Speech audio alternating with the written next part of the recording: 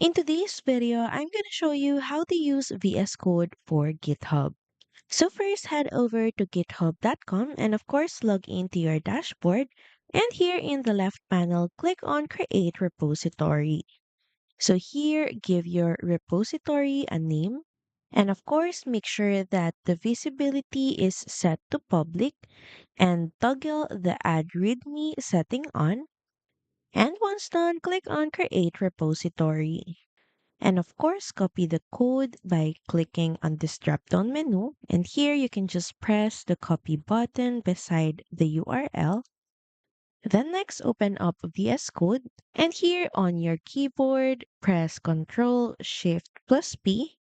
And here, look for Git clone. And click on it. Now here, paste the repository link or URL that you copied earlier.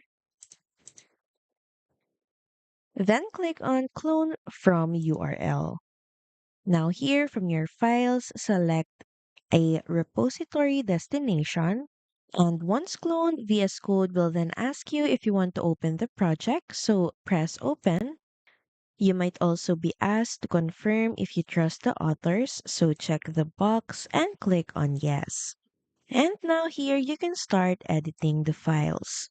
And here any changes that you make will appear in the source control tab and you can see it in the left panel. So this is the source control tab.